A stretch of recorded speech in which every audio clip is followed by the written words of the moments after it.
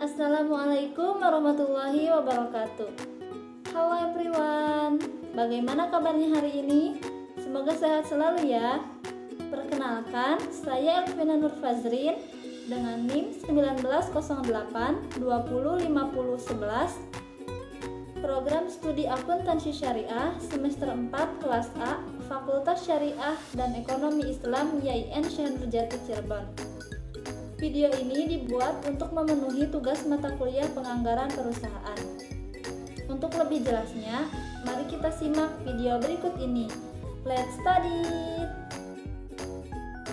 Mengetahui pengertian sistem penganggaran, pertama-tama yang harus kita ketahui yaitu pengertian penganggaran. Penganggaran adalah proses menyusun anggaran atau suatu proses sejak dari tahap persiapan yang diperlukan sebelum dimulainya penyusunan rencana, pengumpulan data dan informasi, pembagian tugas, implementasi dari rencana tersebut sampai pada tahap pengawasan dan evaluasi. Sistem penganggaran adalah prosedur dan kebijakan seperangkat komponen anggaran yang saling terkait satu dengan yang lain. Komponen anggaran meliputi penyusunan anggaran, penentuan sasaran anggaran, revisi anggaran, evaluasi anggaran, dan umpan balik anggaran. Jenis sistem penganggaran. Yang pertama, anggaran tradisional. Yang kedua, anggaran berbasis kinerja. Yang ketiga, zero-based budgeting. Anggaran tradisional. Anggaran tradisional adalah sistem anggaran dengan berdasarkan jenis-jenis pengeluaran dan penerimaan. Ciri-ciri anggaran tradisional yaitu: yang pertama, anggaran diklasifikasikan menurut jenis pengeluaran dan penerimaan. Yang kedua, anggaran tahun sebelumnya dijadikan acuan untuk menyusun anggaran tahun berjalan. Yang ketiga, bersifat inkremental, menambah atau mengurangi jumlah anggaran yang sudah ada sebelumnya dengan menggunakan data tahun lalu sebagai acuan. Yang keempat, menitik beratkan pada input dari semua kegiatan daripada outputnya. Anggaran berbasis kinerja. Anggaran berbasis kinerja adalah pendekatan penyusunan anggaran berdasarkan beban kerja dan unit cost ke dalam setiap kegiatan yang terstruktur dalam suatu program untuk mencapai tujuan. Ciri-ciri anggaran berbasis kinerja. Yang pertama, klasifikasi anggaran didasarkan pada program dan kegiatan.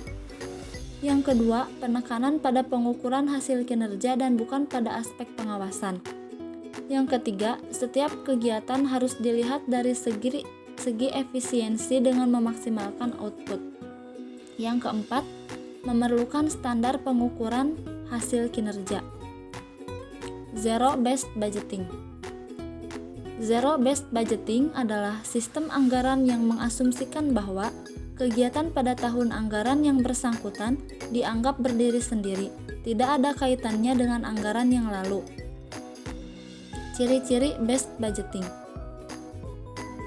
Yang pertama, dimulai dari kondisi sebelum adanya sumber daya. Yang kedua, perlu dibuat urutan terhadap tujuan-tujuan dan program-program organisasi. Yang ketiga, memerlukan perhatian terhadap prioritas operasi entitas dan alternatif-alternatifnya. Kelebihannya, anggaran tradisional menyusun relatif mudah sehingga dapat membantu mengatasi rumitnya proses penyusunan anggaran.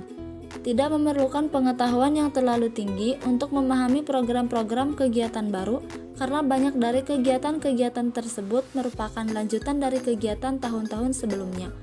Wilayah perselisihan menjadi sempit sehingga dapat mengurangi kemungkinan terjadinya konflik antara unit yang berkepentingan terhadap anggaran. Kelebihan anggaran berbasis kinerja. Anggaran disusun berdasarkan aktivitas dengan permintaan yang didukung oleh estimasi biaya dan pencapaian yang diukur secara kuantitatif. Penekanannya pada kebutuhan untuk mengukur output dan input. Anggaran kinerja menekan aktivitas yang memakai anggaran daripada beberapa jumlah anggaran yang terpakai. Kelebihan anggaran zero-based budgeting. ZBB lebih menekankan pada anggaran value of money. Artinya, dengan metode anggaran tak bersisa ini, para pemangku keputusan dapat memilih bagian mana yang lebih menguntungkan. Setiap alokasi dapat ditinjau ulang karena dalam ZBB memberikan informasi yang lebih detail, meningkatkan pengetahuan dan memberikan analisis penyebab demotivasi karyawan. Kekurangannya,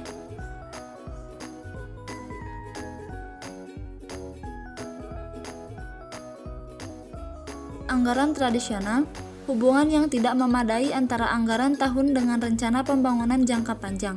Pendekatan inkremental menyebabkan sejumlah besar pengeluaran tidak diteliti secara menyeluruh efektivitasnya. Proses anggaran terpisah untuk pengeluaran rutin dan pengeluaran modal atau investasi.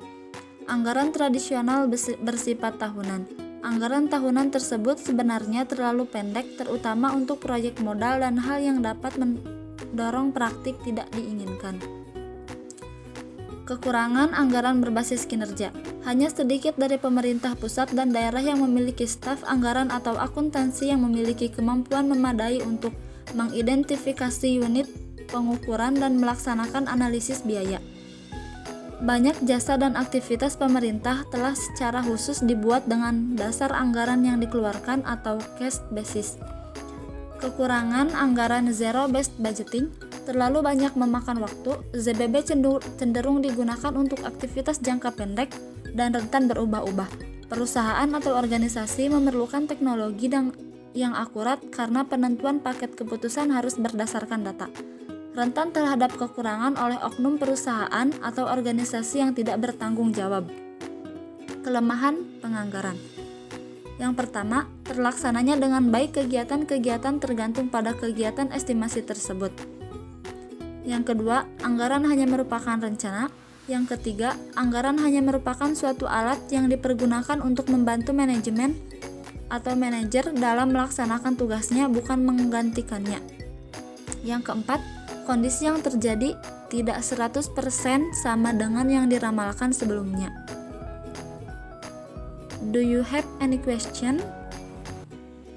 Nah, mungkin itu sedikit penjelasan dari saya mengenai sistem penganggaran perusahaan.